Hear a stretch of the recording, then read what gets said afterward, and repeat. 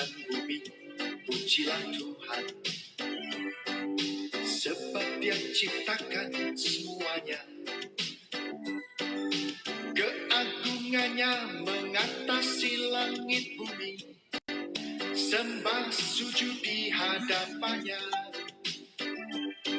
Ku puji, ku sembah, ku puji, ku sembah Yesus Kristus Sang Penebusku. Ku puji, ku sembah, ku puji, ku sembah Yesus Tuhan dan Rajaku. Haleluya, amin. Haleluya, amin. Haleluya, amin. Haleluya, amin.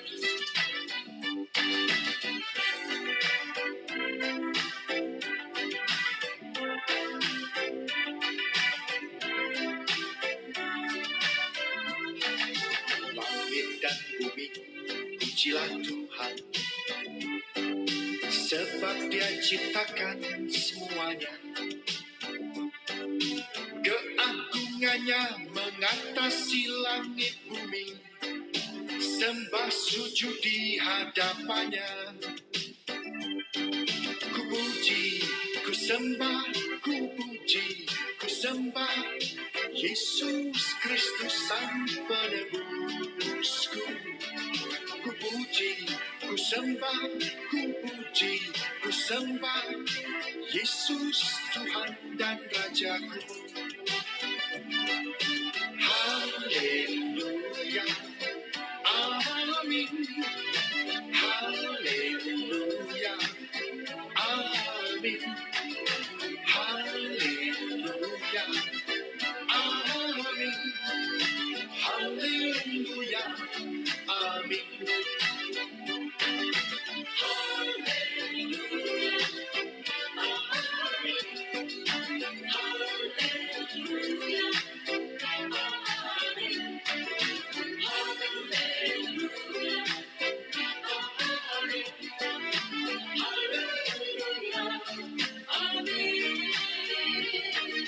Langit dan bumi, pujilah Tuhan. Sebab Dia ciptakan semuanya. Keagungannya mengatasi langit bumi, sembah sujud di hadapannya.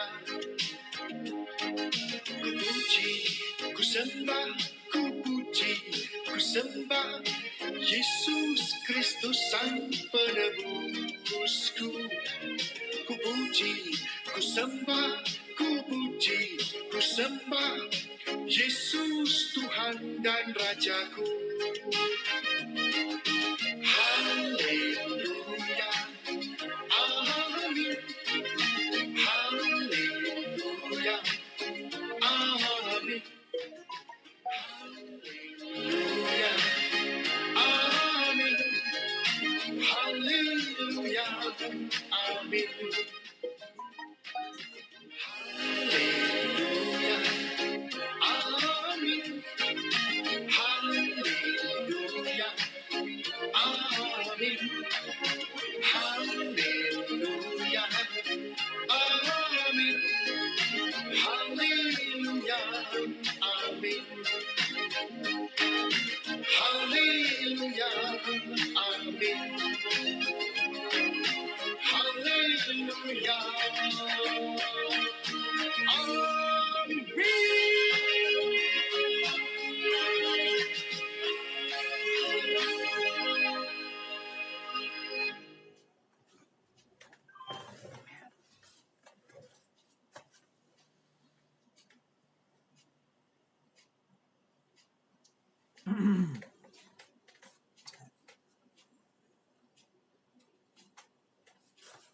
Selamat malam, selamat berjumpa kembali untuk acara kebaktian doa Gereja Baptis Independen Salom 3 Karangtengah. Selamat bergabung bagi yang bisa bergabung secara live streaming, online, dan Selamat bergabung juga bagi saudara yang akan bergabung nanti di jam-jam yang lain. Kita akan segera mulai baktian jam doa kita. Kita akan memuji Tuhan dari nomor 15. Dari nyanyian kita nomor 15. Puji Allah Bapa yang Maha Kuasa. Nomor 15. Puji Allah Bapa yang Maha Kuasa. Puji Allah Bapa yang Maha Kuasa. Ya. 1, 2, 3. Puji Allah Bapa yang Maha Kuasa, Putranya diberikan sebab kasih-Nya. Al-Masih disalib demi yang sesat, terbukalah pintu menuju selamat. Puji yang mulia, hai dengar sabdanya. Puji yang mulia, giranglah manusia. Marilah menghadap yang Maha Kudus, di antar putra Allah Sang Penebus. Darah Yesus Kristus tebusan dosa, itu janjinya bagi yang percaya. Yang paling durhaka bila bertobat, di saat itulah beroleh selamat. Puji yang mulia, hai dengar sabdanya. Puji yang mulia, giranglah manusia. Marilah menghadap yang Maha Kudus, antar putra Allah Sang Penebus. Besar janji Allah, besar karyanya, besar sukacita dalam putranya. Puncak sukacita tak terkatakan ketika kita pandang wajah Tuhan. Puji yang mulia, hai dengar sabdanya. Puji yang mulia, giranglah manusia. Mari menghadap yang Maha Kudus, antar putra Allah Sang Penebus. Amin. Ya, kita berdoa. Tuhan Bapa kami yang di surga, terima kasih Bapa untuk malam hari ini kami boleh kembali datang untuk memuji dan mengagungkan nama-Mu. Pimpin dan berkati saudara kami juga yang mengikuti acara ini di tempat masing-masing. Biarlah berkat Tuhan juga berlimpah pada mereka dan juga yang akan mengikutinya dari jam-jam yang lain. Tuhan memberkati dan biarlah apa yang kami lakukan juga semua akan nama-Mu. Pimpin kami Bapa dalam baktian doa ini dari awal sampai akhir. Biarlah nama-Mu kami muliakan. Dan nama Yesus Kristus dan Juru kami berdoa. Amin.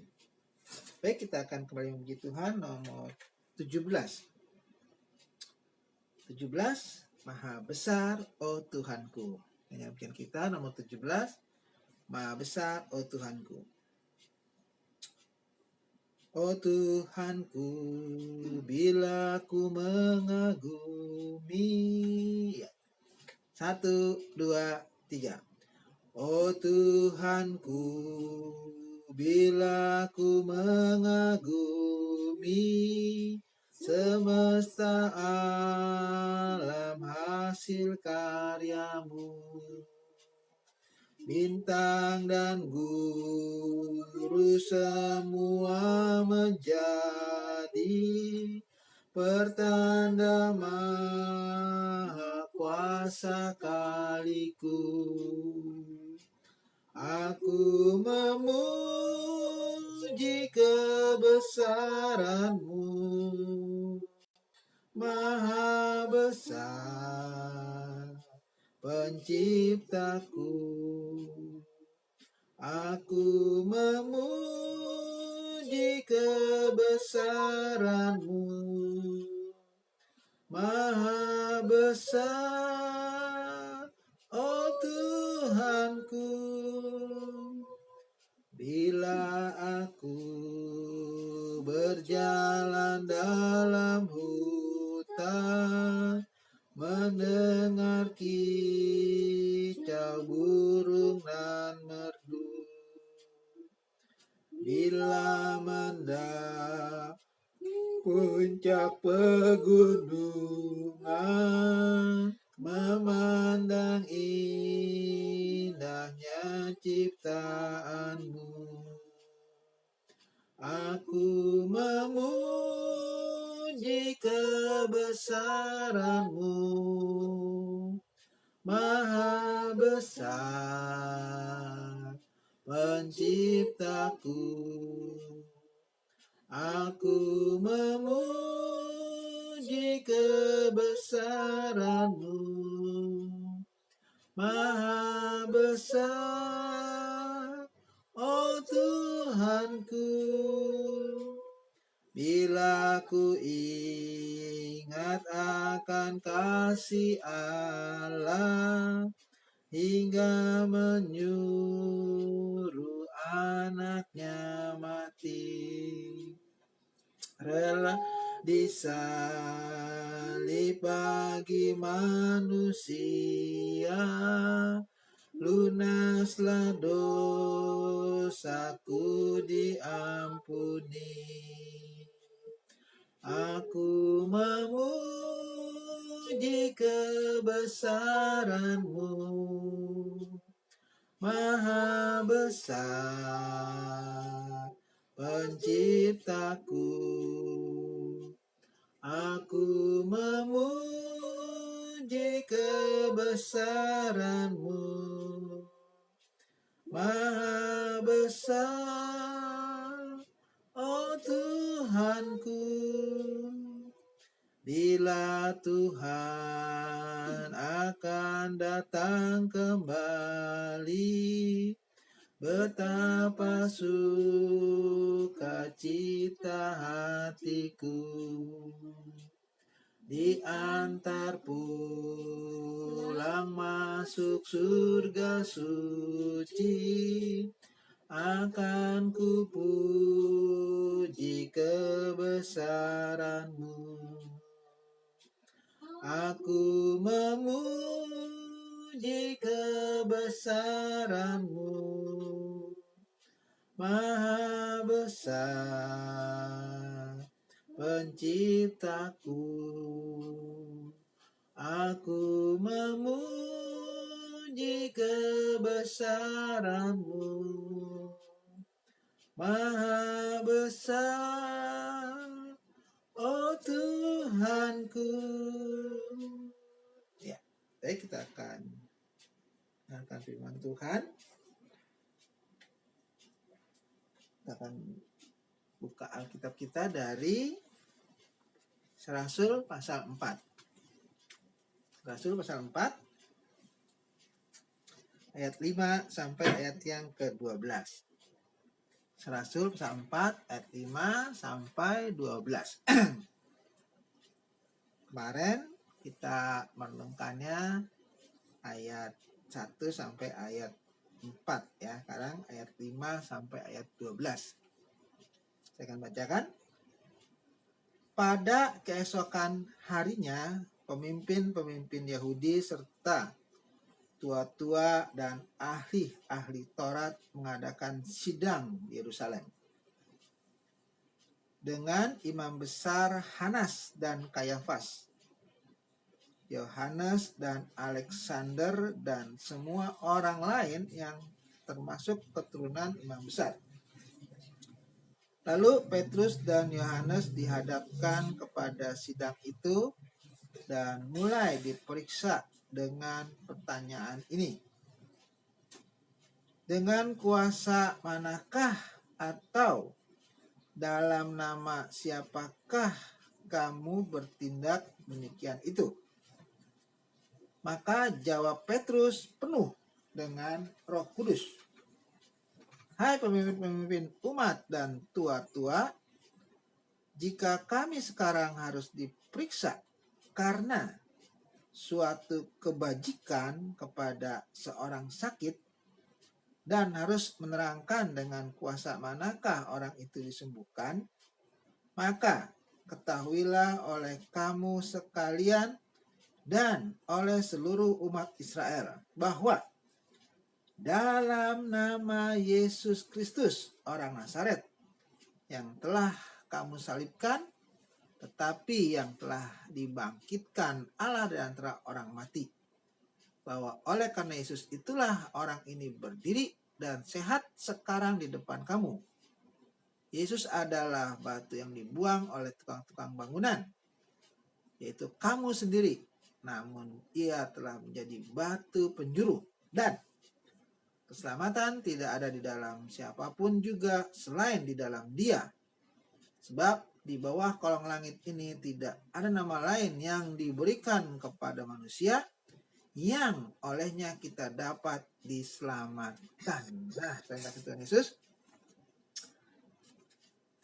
Kita tetap lanjut ya, ini bagian juga yang sangat luar biasa ya yang dilakukan oleh Petrus dan Yohanes ketika orang lumpuh sudah disembuhkan dan Yohanes, Petrus masuk ke dalam bait Allah dan diikuti oleh orang lumpuh tersebut yang sudah bisa berjalan sekarang.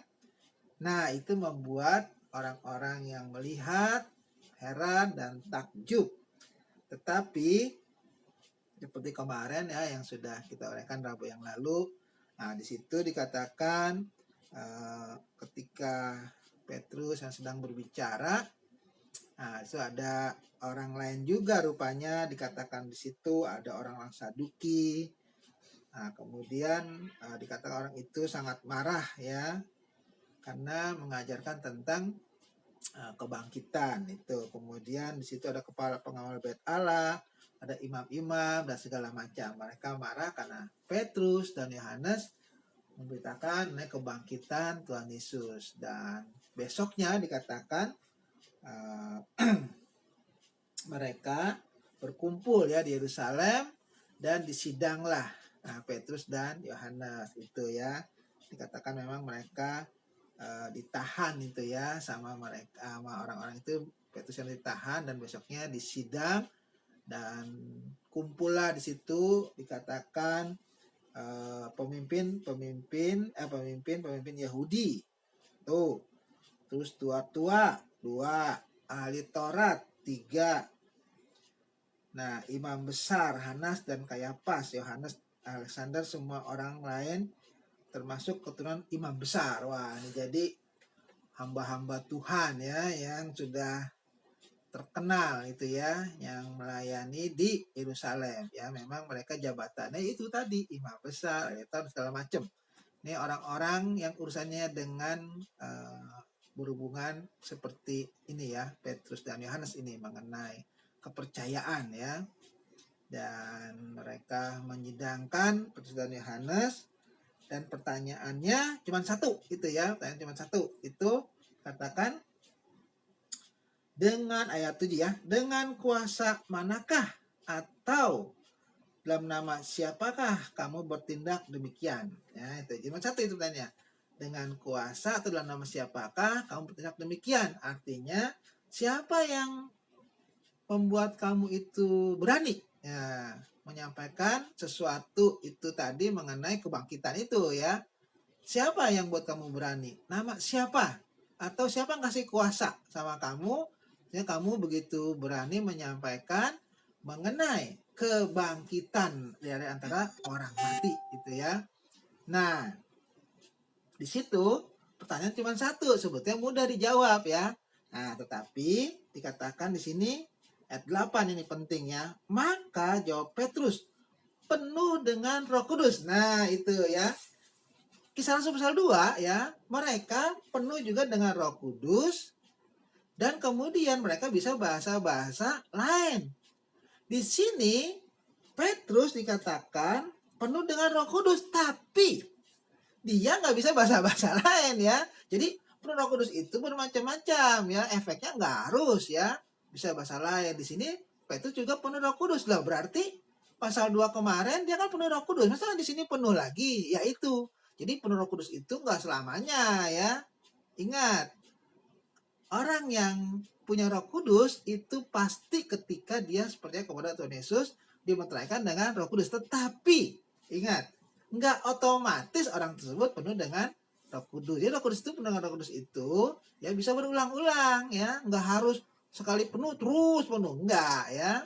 Seperti Petrus, Yohanes itu ketika pasal 2 mereka penuh Roh Kudus, nah mereka bisa bahasa-bahasa lain. Habis itu enggak lagi ya. Sekarang dikatakan Petrus penuh dengan Roh Kudus, tapi bukan bisa bahasa-bahasa lain lagi. Tapi apa yang Petrus lakukan dengan penuh Roh Kudus itu dikatakan di sini. Maka jawab Petrus penuh dengan Roh Kudus, hai pemimpin-pemimpin umat dan tua-tua. Ya itu. Jadi dia penuh Roh Kudus, hanya dia bisa menjawabnya pertanyaan yang diajukan oleh tuh tadi ya imam besar, ahli Taurat ya, semua orang penting di sana yang posisinya sangat luar biasa ya untuk keagamaan Yahudi itu. Jadi Petrus hanya jawab. Jadi keberanian yang Petrus tunjukkan itu kepada mereka dengan menjawabnya akibat dari penuh dengan Roh Kudus. Jadi penuh Roh Kudus nggak selalu efeknya bisa bahasa-bahasa lain atau bisa melakukan mujizat segala macam. Jawab dengan berani pun itu juga merupakan penuh dengan Roh Kudus ya. Katakan di situ ya, jika kami sekarang harus diperiksa karena suatu kebajikan kepada seorang sakit. Nah, jadi Petrus mengatakan kalau kami diperiksa karena melakukan suatu kebajikan, kebaikan ya kepada orang sakit itu bisa sembuh. Itu kalau diperiksa ya. Dan harus menerangkan dengan kuasa manakah orang itu disembuhkan ya. Menceritakan bagaimana orang itu sembuh ya. Dengan kuasa siapa? Nah, ini harus dengan penuh keberanian menghadapi ya orang-orang besar itu ya dalam bidang urusan kepercayaan itu. Petrus membutuhkan keberanian. Nah, itulah dia dengan penuh Roh Kudus, makanya dia penuh dengan keberanian ya. Nggak harus dia penuh Roh Kudus itu selalu melakukan mujizat atau selalu bisa bahasa lain, enggak ya. Berani pun itu membutuhkan penuh dengan Roh Kudus. Dia katakan, maka ayat 10 ya, ketahuilah oleh kamu sekalian dan oleh seluruh umat Israel ya. Jadi oleh imam besar dan seluruh umat Israel yang sedang dengar di situ. Dia katakan di sini ya, bahwa dalam nama Yesus Kristus orang Nazaret yang telah kamu salibkan, tetapi yang telah dibangkitkan Allah dari antara orang mati. Nah, itu ya. Jadi Petrus langsung menyampaikan berita mengenai Tuhan Yesus, berita Injil. Karena memang itu tujuan satu-satunya Petrus, Yohanes, mengapa mereka berani melakukan ini dan itu.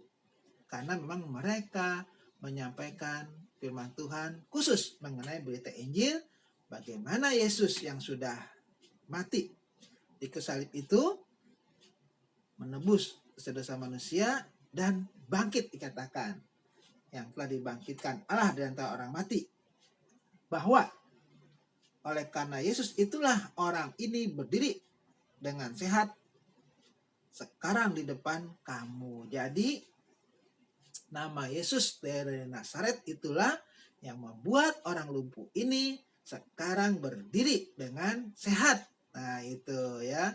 Jadi bukan karena saya yang menyembuhkan, kata Petrus, atau teman saya ini Yohanes, atau yang lain, tapi orang ini sembuh berkat nama Yesus Kristus dari Nazaret yang kamu bunuh, tapi yang Allah bangkitkan dari antara orang mati.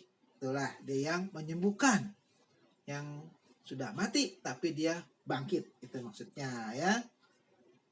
Yesus adalah batu yang dibuang oleh tukang bangunan, yaitu kamu sendiri, namun ia telah menjadi batu penjuru. Jadi Petrus mengutip firman Tuhan dari yang lama ya.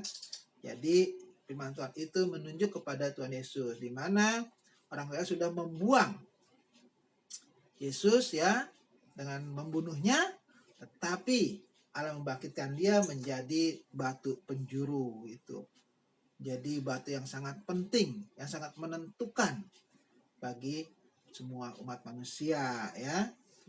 Nah, kemudian dan keselamatan tidak ada di dalam siapapun juga selain di dalam Dia.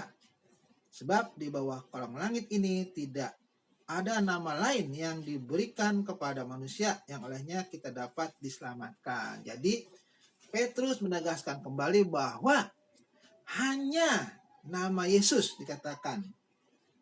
Tidak ada nama lain yang olehnya ada keselamatan ya. Jadi jangan coba-coba mau selamat pakai nama lain.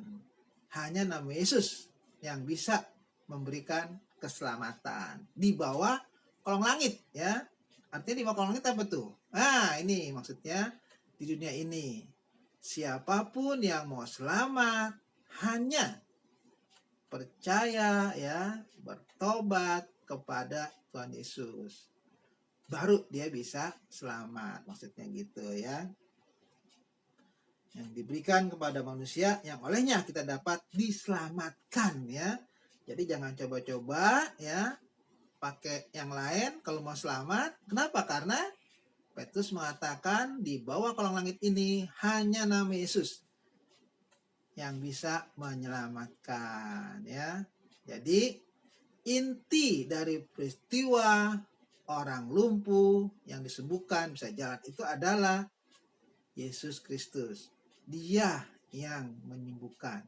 Yesus Kristus dari Nazaret yang sudah kamu bunuh, yang sudah kamu salibkan, tetapi Allah membangkitkan dia dari antara orang mati.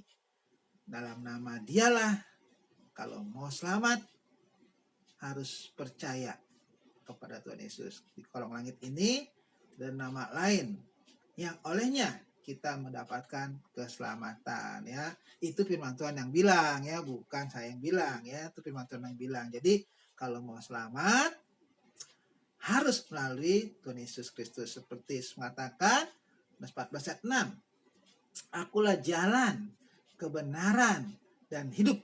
Tidak ada orang lain yang sampai ke kalau tidak melalui aku. Nah, itu dia yang bilang sendiri.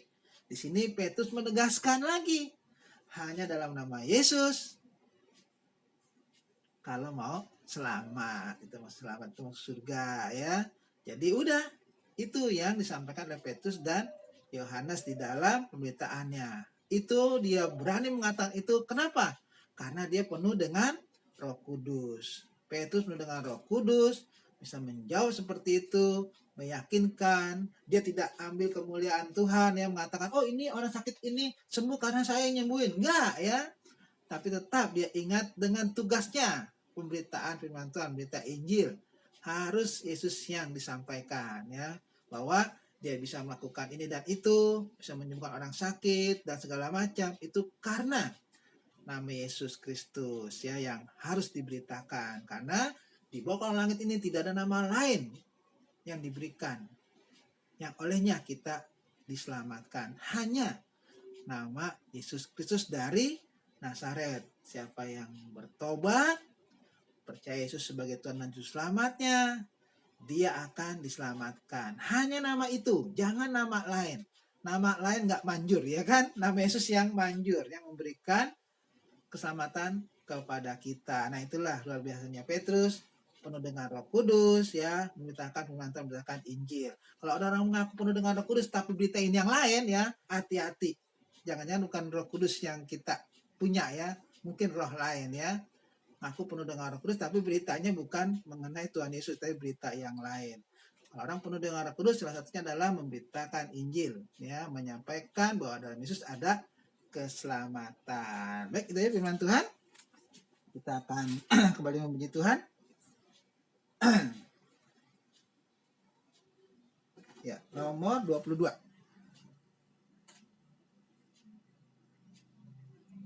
22. Pujilah Yesus yang mulia. 22. Pujilah Yesus yang mulia. Pujilah Yesus yang mulia, berkuasa namanya. Ya. 1, 2, 3. Pujilah Yesus yang mulia, berkuasa namanya. Sujudlah hai malak surga, nobatkan rajamu. Sujudlah hai malak surga, nobatkan rajamu. Hai bangsa kudus miliknya, tebusan darahnya. Anugerah Allah pujilah, nobatkan rajamu. Anugerah Allah pujilah, nobatkan rajamu. Segala bangsa di dunia, setiap makhluknya, gemakan puji kuasanya, nobatkan rajamu.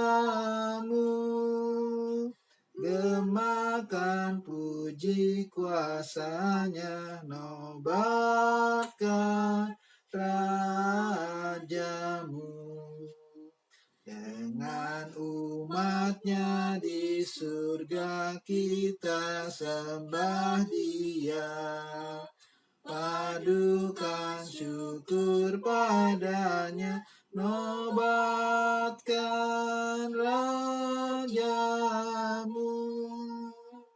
Padukan syukur padanya, nobatkan rajamu. Amin. Ya, baik. Kita akan masuk dalam doa syafaat, ya. Nanti doa masing-masing di tempat masing-masing. Saya hanya ingatkan pokok doa yang harus kita sampaikan, yaitu berdoa untuk pas negara kita, ya, agar sekarang menghadapi virus corona, ya, udah semakin banyak yang zona merah, ya. Kita doakan supaya pemerintah bisa mengatasi dengan baik, ya. Vaksin juga yang sudah didistribusikan, ya, biar itu juga dapat diberikan kepada masyarakat, ya, vaksin yang baru pun, ya, yang membuat kita juga nanti akan kebal terhadap virus corona. Kita doakan supaya semua juga berjalan dengan baik.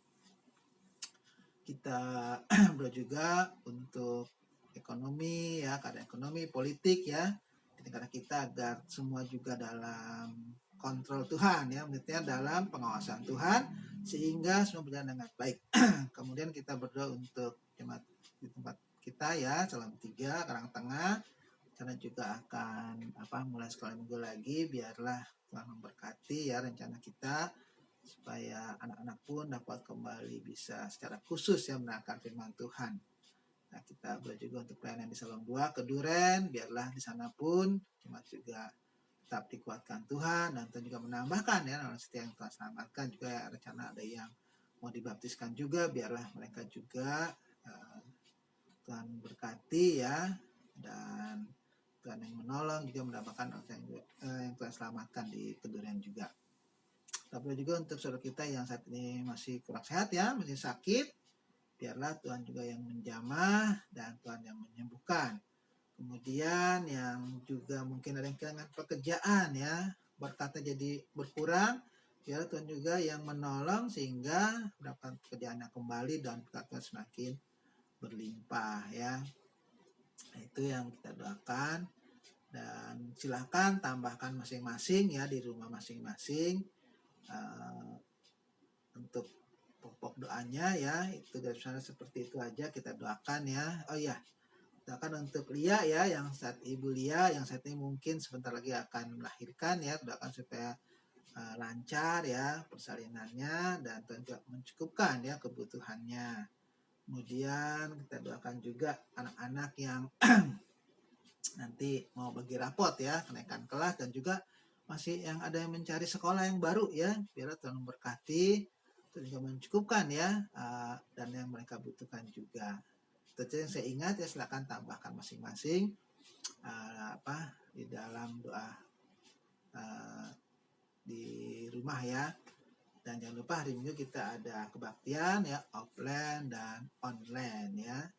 Saya ucapkan selamat malam ya, selamat berdoa, Tuhan memberkati kita.